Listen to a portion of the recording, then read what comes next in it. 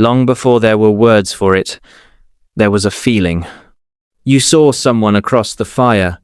Your chest did something strange. Your hands forgot what they were doing.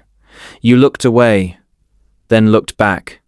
That moment is older than language, older than civilization, older than anything you have ever been taught. And ancient humans didn't ignore it.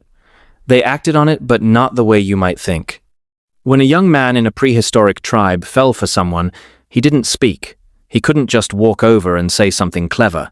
That wasn't how it worked. Instead, he did something with his hands. He made something. A bone carved into a small figure. A stone shaped into a smooth disc. A bracelet woven from grass and colored seeds. He would leave it near her sleeping place without a word. No explanation. Just the object. If she kept it, he knew.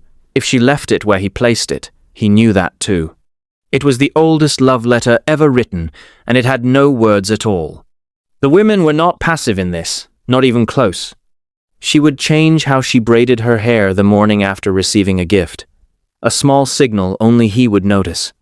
She would sit closer to him at the fire that night. Not touching, just closer. Close enough that the warmth was deliberate.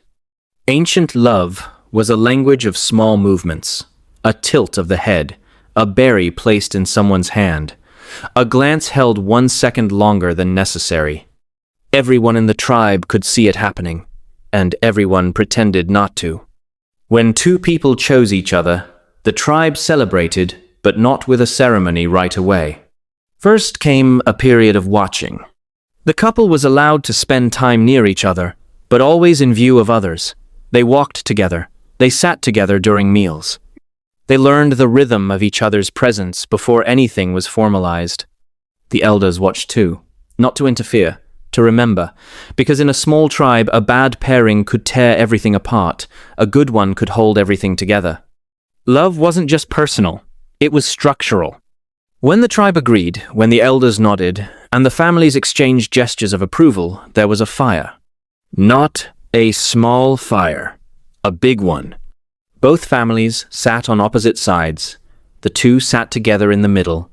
Someone, usually the oldest person present, said something out loud, a declaration, a blessing, a story about what love had meant to the people who came before them.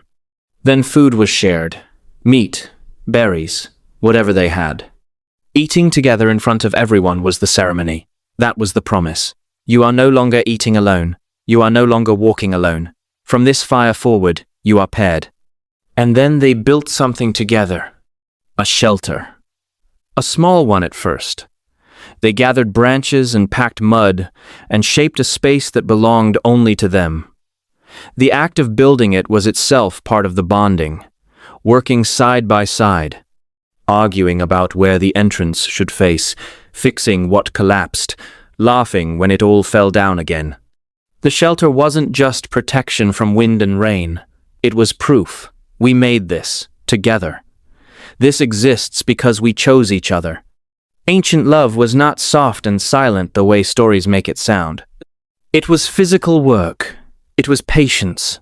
It was showing up every single day in a world that was genuinely dangerous and saying, without words, I am still here. I still choose this. There were no rings, no photographs, no anniversaries marked on a calendar. Only the fire, still burning. Only the shelter, still standing. Only the other person, still there when the sun came up. Tonight, if you feel something strange in your chest when someone looks at you that is not new, that feeling is ancient, and somewhere, long before you were born, someone felt it too, shaped a piece of bone with their bare hands, and quietly left it near the person they couldn't stop thinking about. You are just the latest version of a very old story.